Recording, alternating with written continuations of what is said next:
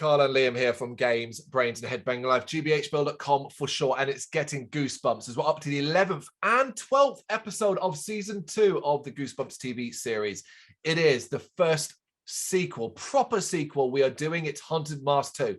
Night Living Dummy 2 does not count because they didn't do Night Living fucking Dummy 1. This is the first actual sequel, and it is a two-parter. It is the 36th book in the original Goosebumps book series, published in 1995. Directed by William Fruitt, hanging around. He is again. Written by Dan Angel and Billy Brandt, who have two writers for this one. This is the Haunted Mask 2. It is very much, has the same feel, same vibes to it, same sort of story beats, but I think does enough different things and puts a character front and center in a clever and interesting way that I ended up really liking this and understanding why it was two parts as well, why it was that long. Really? Yeah. Yeah, I mean, it's quite interesting to do this quite far after the first part, but yeah, I think it's pretty decent on the whole. Yeah, yeah.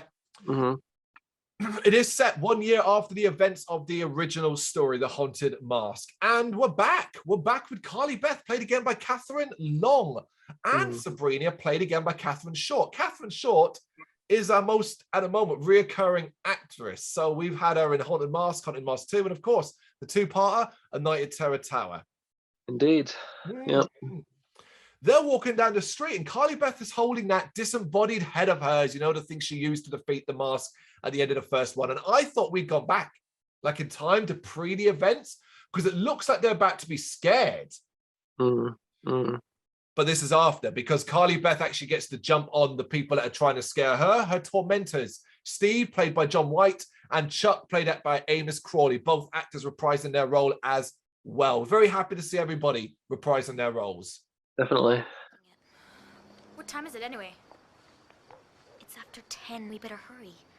My mom's gonna have a fit. So is mine. Quick! Something terrible's gonna happen to me. Wait a minute. What's wrong? What?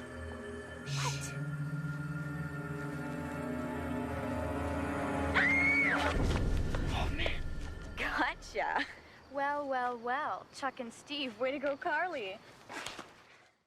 But she gets a jump on them and actually scares them. And I was a bit at first like, why do they seem like they've forgotten the events of last year? Other than aside, they remember having a great mask, but they seem to have forgotten the things that occurred inside the graveyard. Yeah, like why would they be trying to screw with her ever again? Yeah. You know? Yeah. So I didn't like that. But some of it is explained. Some of the fact that does get explained a little later on. They then ask her about the mask, but she says she got rid of it. And, you know, you are constantly thinking, what about the finale? And then I was like, what about the finale with her brother? Like when Noah put the mask on. What about that? But later, it actually would explain that. It would later. Steve and Chuck want the mask. And when she refuses to tell them where she got it, they take her model head and throw it around back and forth, being dicks, basically, again. But Sabrina grabs it and the girls walk away. Carly Beth reveals to Sabrina that she buried the mask in a hole somewhere. We then see the mask rising out of the ground in a graveyard where it floats in the air before it heads off. I never liked this effect. It wasn't good in the first one. It doesn't look good in this. No.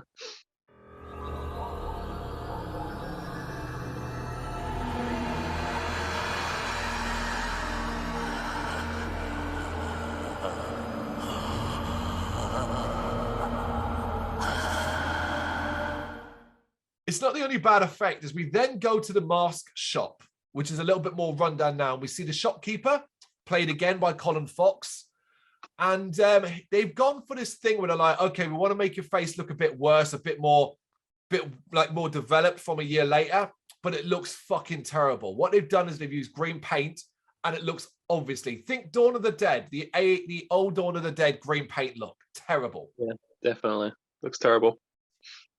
He's destroying the masks in a fire, seemingly waiting a whole year to go, oh, I've had enough of these masks, now I'm going to destroy them. Yeah. You know what would have made sense? Based off the story of this episode, had this taken place the same night and just continued on. Yeah, because then you have to deal with, like you said, him waiting that long to destroy the masks. Just seems illogical. considering what happened. And I wonder what made him take that long as well. Like, yeah. But the arrival of Carly's Beth mask stops him. It comes in and attacks him. And the next time we see him, it's attached to his face. He's now wearing the mask. We see him getting up. And this character, so this version of this isn't Colin Fox anymore, unfortunately. This is actually Scott Wickware that takes on the role of the shopkeeper with the mask on. Oh, okay. Yep. I think it's because there's a lot more activity with this guy. He has to run around a lot. He's a lot more animated, a lot more moving. I don't know if Colin Fox was game for that, maybe. Maybe not, yeah.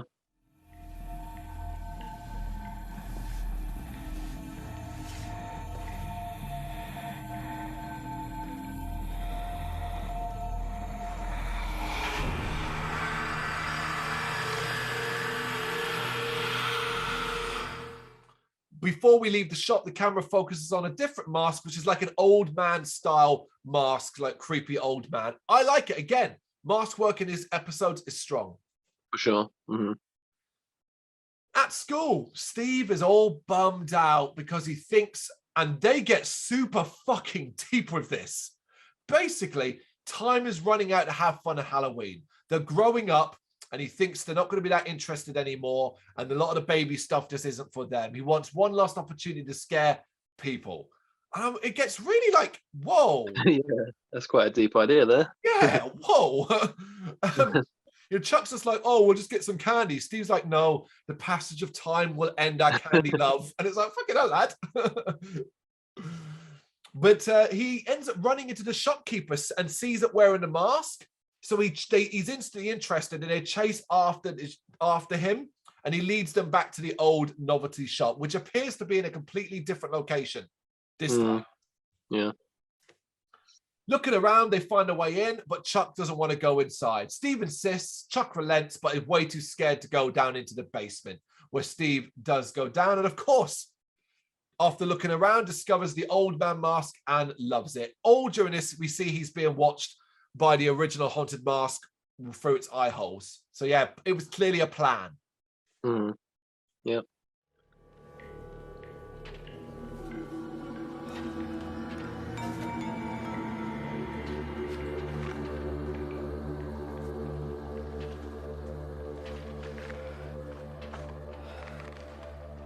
Cool. Now this is scary. Steve arrives home as his mother finishes his pirate costume. So there's this whole thing about Steve, having to wear the pirate costume he wore the year before and thinking it's too childish and wanting not to wear it. He runs into his room and tries the mask on in a mirror. And I do like the fact we get a sound effect that when he puts it on, it almost sort of fuses to his face. And you get the sound effect like it's sticking. I like that. Yeah. His mother then comes along, so he takes it off and hides it from her. We get this scene where his mother is super, super over the top and not very fair to her teenage son. She bursts in, she starts looking around, accusing him of having somebody there, but also then gets her feelings hurt very quickly. Like she's a bit of an annoying character, particularly as he demands about rights and stuff like that. It's a weird scene between them. She shows him his pirate costume, he pretends to love it, and she leaves, and he checks out the mask again. What the mask has is an extra touch, which is these fake spiders as if they're on its face. And we do get this cool scene as we see the mask and the spiders are crawling on its face for real. And I was a bit creeped out, for that's gross. Yeah, I like that added detail. The idea that the different masks have like different effects based on how they look and upon like the user. Yeah, I thought that's like a cool idea, and it makes you want to see like what the other masks might do. Like, when you first in the first part of the haunted mask, when you first see all the masks lined up, you kind of wonder what each of these other masks would be like and stuff like that. Yeah, so it's cool, that idea. Yeah. What this episode does as well is be really interesting is this takes the route of, okay, after a period of time, it will also transform your physical state. Which then makes you go, okay, what about those other masks? There was one that looked like Butterball from Pinhead, the fat character. If you put it on, will you feel and become quite gelatinous and overweight? Yeah, makes you wonder. So we then cut back to Carly Beth, and she's in a duck costume. Now, I really like this because it's a throwback to the original one where she didn't want to wear the duck costume because it was too childish and she tore it up and destroyed it. A year later, she's older, wiser, and she's more comfortable wearing it. Yeah, she's embracing, the person she wants to be and stuff, and she's not like ashamed of it, kind of thing.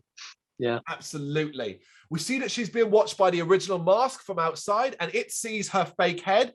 And I couldn't work out. At first, I thought it laughs, but no, I actually think it howls in horror, like it's scared of this thing. Yeah, that's what ultimately defeats it, isn't it? Yeah. Well, I got it later at the end of the episode when its plan is revealed, and I was like, okay, it sees that thing as a threat. That's why.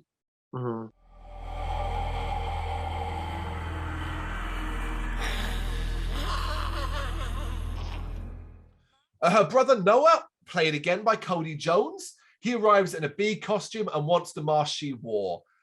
She then reveals that he only put it on once, hence why he was okay. And then reveals this new development, which apparently says if you put it on 3 times, it doesn't come off.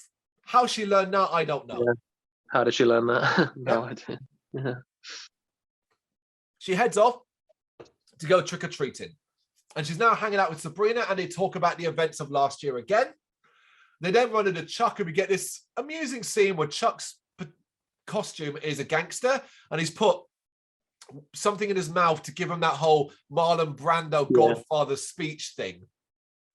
The cotton balls, man. Yeah. They wonder where Steve is, and Chuck reveals that they found the old shop, and Carly Beth isn't happy. Seeing that, Chuck lies and says, look, we didn't go in, Steve didn't go in, So, yeah. Steve is getting ready to go out, and his mother wonders why he isn't in his costume. He says he's going to get changed at Chuck, but the dog reacts badly to the bag that's got the mask in it. Thankfully, his mother is distracted by trick-or-treaters, allowing him to head out. And once free, outside, Steve puts the mask on and sets about scaring people. So you're like, okay, this is the second time he's put it on. Now I'm aware of it, I'm like, that's number 2. Yes. His first victim is Chuck. With the mask, Steve pretends to be a creepy old man, so he's also designed a costume that's kind of like cardigan and stuff like that. He does a similar thing to what Carly Beth did when she first put the mask on and scared Sabrina. He pretends he killed Steve and took his body. Which, if you remember, Carly Beth did with Sabrina and took her head. Yeah. Yeah. He scares Chuck before he reveals who he is. And obviously he tells Chuck, look, I got it from the shop, and Chuck promises not to tell. But Chuck keeps demanding to see it. So Steve puts it on again, so that's 3 times. Fellow, come closer. Is that you, Steve? There's no Steve. I know it's you, Steve. I can tell from your clothes. It used to be his clothes before I took them. Took them? That's what I said, sonny boy. No, Chuck, wait! Chuck, wait! Oh man, you were so scared, you were shaking. And immediately his voice changes, and Chuck notices it again, touches the mask, and the skin feels real. It's stuff like that. Yeah. It's all very hot mask. It's all very, similar. It kind of like hits a lot of the same beats. It does. It does, because Steve then does what Carly Beth does, which goes a bit wild. He runs around scaring kids, rude to people, rude to Chuck. They get into quite a little bit of a back and forth as well about it. But he starts to feel quite tired. So thinking he needs energy, he starts to stuff his face with chocolate. And Chuck's kind of like, look, I don't want to be around you if you're going to be like this. Like, this isn't fun for me. So Steve insults Chuck and they separate. Steve continues his reign of terror, but his physicality is changing. He's very, very tired and having a lot of struggle to move around. I'm going to absolutely praise this kid for his physicality and what he has to do in regards to pretending to be old and withered. He does brilliantly. Definitely. I think he definitely nails it, man. I don't know if you noticed also, he might be another actor that's reoccurred a few times actually, because it's the same kid from the episode The Cuckoo Clock of Doom. He's the main boy from that. So yeah, I thought I recognized his face. Yeah. I'm getting sick of you. You're a weak, stupid boy. What's wrong with you? would you take off that mask, please? Please? Why don't you go home? I don't want to see your crybaby face. What's happening to you? Maybe I'm evil. Does that scare you? No. Yes, I don't know. Just cut it out, Steve. Shut your mouth. Leave me alone. You're nothing to me. Carly and Beth and Sabrina are continuing to trick or treat, but they run into Chuck, and he tells them all about the mask and how Steve's behavior has changed. We then keep cutting back and forth between the two. We see Steve throwing pumpkins at a door, but he's struggling for breath. Carly Beth is then demanding to know how he got the mask. We then see Steve collapsing as his body continues to transform into an old man. Chuck reveals to Carly Beth, and they go off to find Steve. She now knows where the mask came from, and she's got to help him. Steve manages to get hold of like a stick. So basically he gets himself a walking stick, and he's kind of basically asking for help, asking for water of some kids, but naturally they're all scared of the mask. It's cool. Yeah. He pounds on the door, but there's no answer. He sees his face in the glass and sees the spiders are moving through his face. I like this scene as he quickly brushes them off, but then also sees the mask kind of fusing to his face, and he tries to get it off, and of course it can't come off.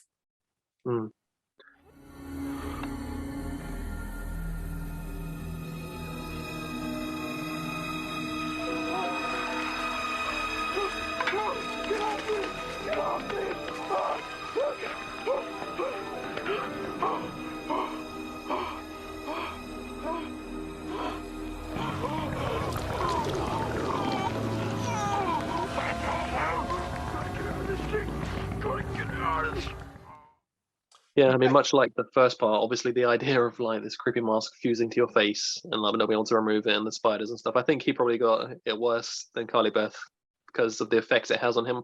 Whereas with her, it kind of just made her more aggressive and like monstrous. But I think his is seemingly having like a much more like overall his entire body is having like a physical reaction to this mask. Whereas for her, it was kind of like it didn't really negatively affect her physically when she was wearing it. Yep. No, I agree. I agree.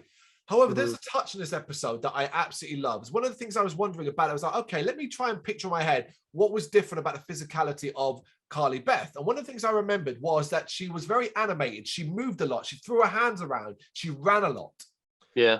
The shopkeeper, when wearing the mask, and bear in mind it's supposed to be the same guy, has the same level of physicality. It runs around, it jumps, it flings itself in the air.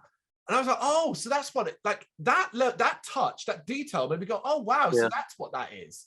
Yeah, no, it's clever. Yeah, for sure. He continues to ask people for help. He asks some teenage boys. They think he's some old drunk, but they do try to help him take the mask off, but then kind of discover that it's got no line. It's got no end. That whole thing again. Yeah. They say their last line is that it's not a mask, it's his face. And you can kind of see like the terrifying aspect of that. Chuck, Carly Beth, and Sabrina are looking for him, but haven't been able to find him, while Steve is staggering down the street trying to find help. We're basically constantly cutting between both sets of characters. The other three make their way back to the mask shop.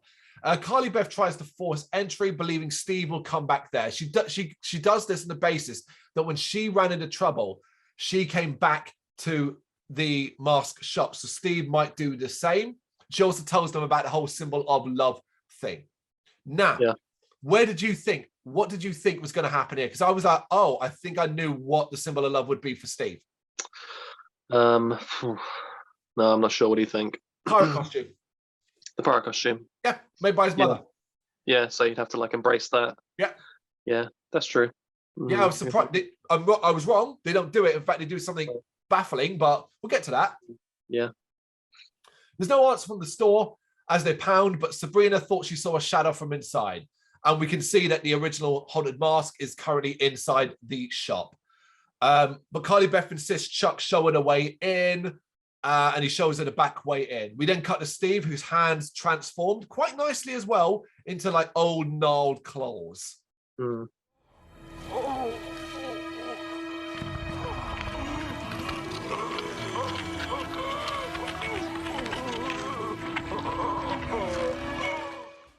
We get a long scene of Carly Beth looking around, wanting to make sure no one is in there. And they go to the basement where Carly Beth wonders where the shopkeeper is. Sabrina and Chuck, of course, are doing a whole like, oh, let's just leave. He's not here. They're not here. But Carly Beth continues to look around. The whole thing I was expecting a confrontation in this place. I presume we were going to it, but nothing actually happens. They just agree to go back to Steve's house, as he's probably fine and he's probably gone back there. So and then just go. And I'm like, okay, bit anticlimactic. yeah, right. Huh.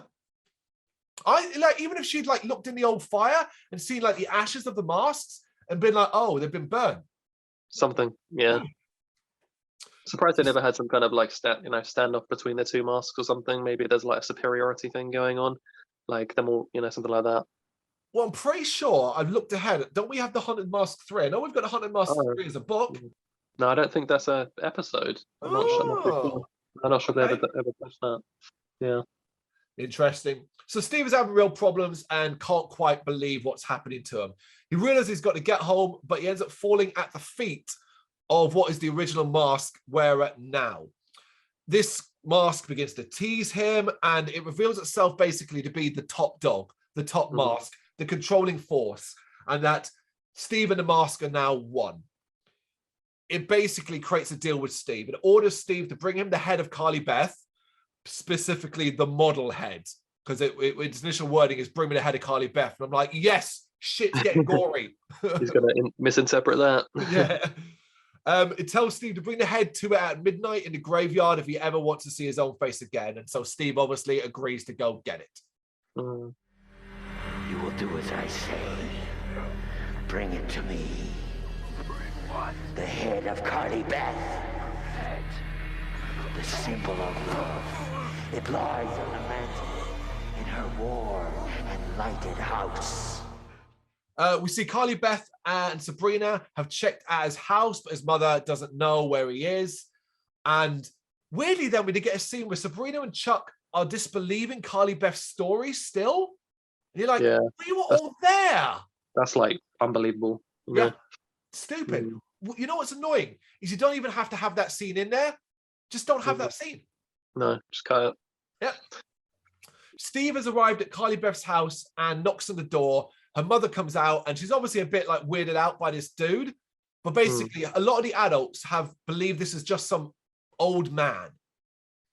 It's a bit of a stretch because the mask is quite fucking garish, but fine. Yeah, that'd be like a severely disfigured old man or something, because it obviously looks like a mask regardless of how fused to his face it is. Absolutely. But he asks her for a glass of water. As she goes to get him one, he follows her inside and uses this opportunity to take the head. I actually really like this scene. It's got a weird tension thing where she comes back quickly, he's gone, and he has to sort of stand in the shadows waiting for her to pass. Like, it's good. And then you do that final shot of where she hears a noise, comes back into the living room, and they angle it so she's like, looking around, but we can see the head is gone. Yeah, nice. It's well done. Yeah. We see he hasn't got much time left as he slowly makes his way to a graveyard. What did you make of the weird shot and angle of him like going down Freddy Krueger's alleyway and you can hear police sirens? I was like, has he like entered a bad part of town? I don't know, man. It looked pretty grimy for sure. It reminded me of the alleyway where Freddy Krueger first confronts Tina and does the whole stretchy arms. That's true. It does. Yeah, I know. I get that for sure.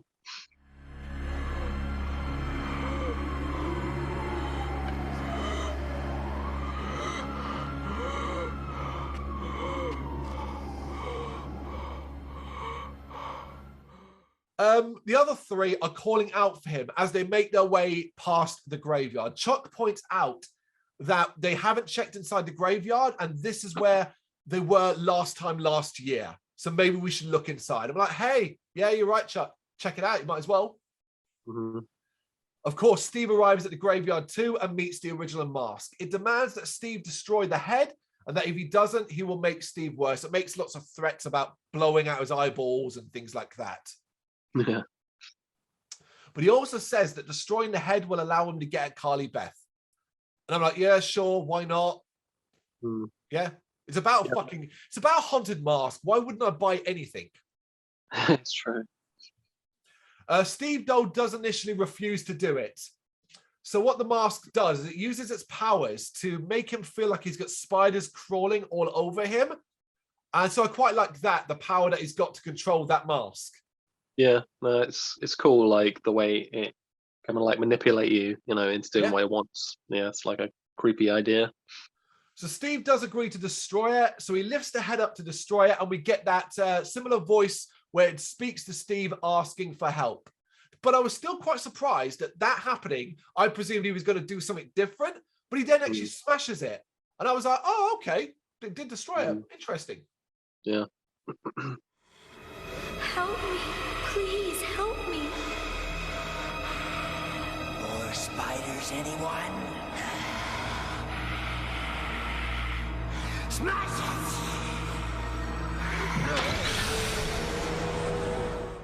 From the distance, they can hear Carly Beth calling for Steve. But Carly Beth passes the hole where she dug for the original mask and realizes that it has escaped. So she's like, oh no, trouble afoot. Yeah. She runs through the graveyard and the others try to calm her down, but they're then confronted by the original haunted mask. It says it wants to finish what it started last Halloween and orders Steve to hold her. And Steve does, you know? Basically, it wants to put itself back on Carly Beth. I didn't really understand why. You could argue being on the adult was a lot better for it. Definitely. I don't know why we'd want to go back into a young girl. Yeah. It feels some kind of like ownership over her because of, you know, she managed to defeat it. It didn't like that, I suppose. Yeah, let's go with that. Yeah, let's go with that. It's an evil creature, that demonic creature didn't want to be defeated. Yeah. Just as it basically uncloaks itself and then floats towards Carly Beth, but just before it goes onto her face, Steve shoves her out of the way and just hilariously basically takes a mask to the face. It like, you know, I'd actually like to find out what would happen to someone that doesn't actually manage to get one of these masks off. Like, what happens to you eventually? What does it lead to? Does this mask literally just consume your soul? And then, like, what happens? You know, because it seems to desire to want to be on someone's body, but to what end? You know, because it seems like with the old man mask, he's slowly deteriorating, getting more and more and more old, and like eventually he's gonna like die or something, and then the mask just falls off at that point. I don't know. It's like the mask has, you know, eaten a soul. It's gonna go to the next one or whatever. Yeah, I wonder like what the end game is for the masks exactly.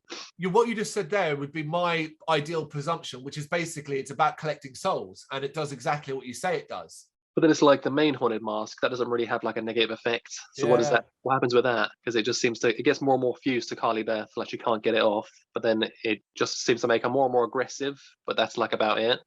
Yeah. And then that could work in conjunction. As it becomes violent and it starts to do crimes and stuff, eventually the user gets shot and killed by the police or something, and there's the soul collected. Yeah, it leads them to doing like some sort of extreme like evil acts that ends with the person getting killed, and that's like maybe. Yeah, we are overthinking it, of course. It is fucking Goosebumps.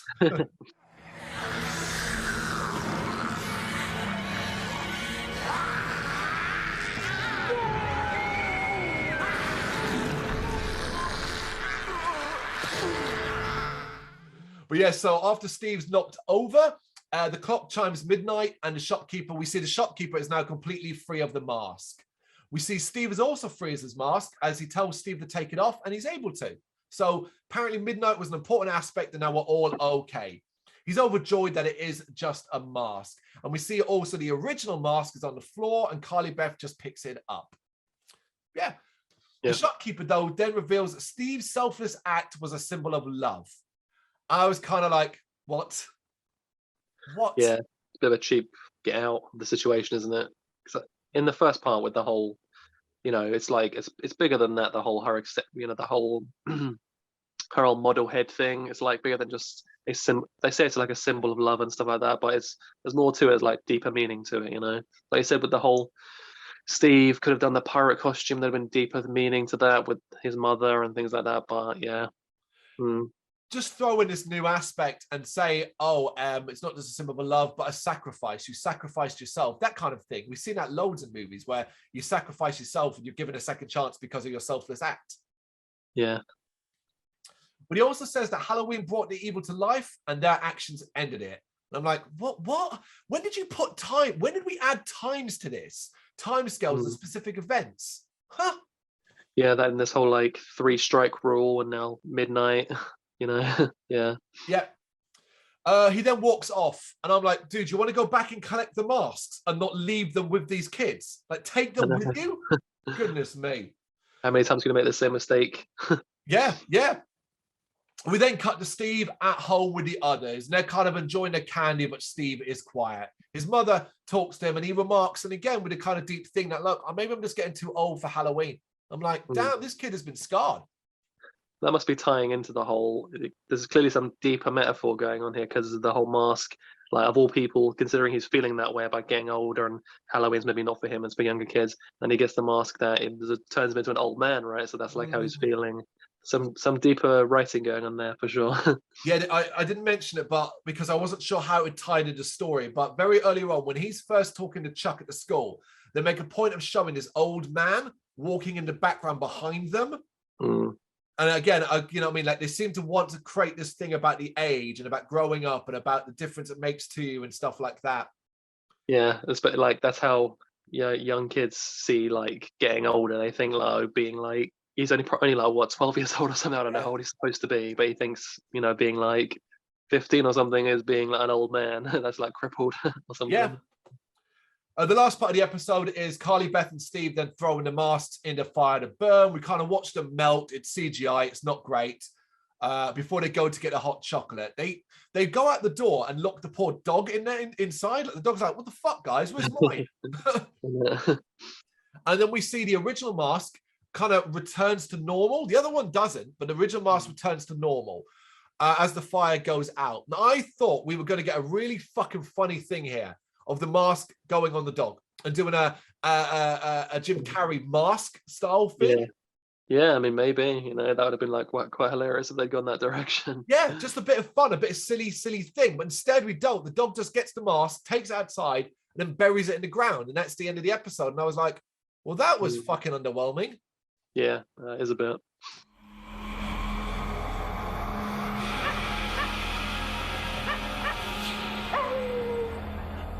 Here we are, nice and hot.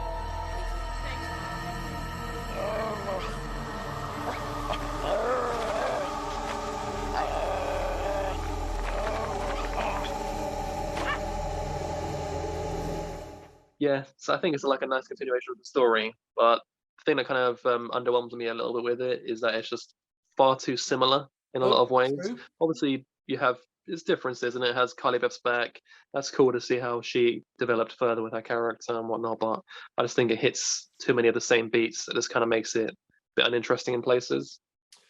See, I'm a fan because for me, it does what a sequel should always do, which is you got to go bigger, you got to go bolder, you got to go better in that sense. So the idea is, okay, we're going to throw in 2 masks. We're going to bring back all the characters. We're going to develop that side of the story, but we're also going to have these characters who initially were supposed to be unlikable in the first. We're now going to transform them into characters you're going to like or be on the side of. And that's how we push it on. So for me, that worked quite well. I also thought it didn't have much padding.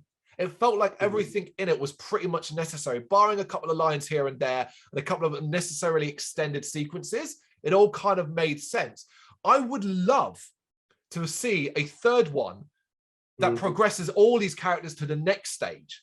Yeah, no, that'd be great, man. It'd be cool to see like an episode that continued this one, like a third one where maybe the characters are a lot older or something like that, like down the line. Yeah, and like the haunted mask comes back into Carly Beth's life when she's like an older, like maybe she has like her own daughter or something like that, you know. I don't know, but yeah, I think it's like it's a good continuation, but just like don't know, just something about it feels like a bit underwhelming. I just didn't think it was great or anything. Like the acting's good and the mask still looks good, but it's not as good as how the original mask looked. It's like I preferred that. So yeah. And that's fair enough. I think the biggest negative I can give in regards to feeling like it hits a lot of the same beats is predominantly a lot of the locations are the same sort of thing. Dark night, here's a street. There's not much in the way of design. Here's the graveyard. We've been here before. Here's the shop, except it doesn't have that scientific look anymore. Now it just looks like an abandoned shop. So there's less visual wows. Yeah, like you said, maybe if it been continuation, maybe a bit further down the line rather than it being so. You could have done like the next night, like you said, would have made some sense in certain areas of the story.